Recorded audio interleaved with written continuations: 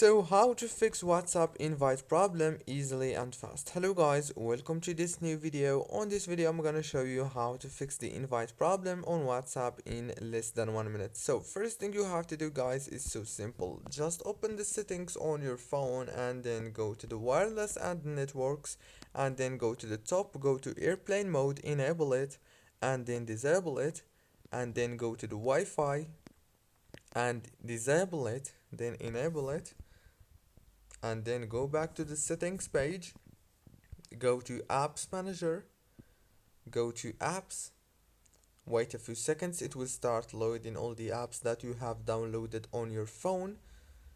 Let's wait. Now scroll down until you find WhatsApp like this. When you find it, click on it. Now you have the latest thing to do. Click here on force stop. After that, go down to the storage, click on it, click on clear cache. That's it guys. Now restart your phone, it's so necessary. Restart your phone, then reopen WhatsApp and congratulations.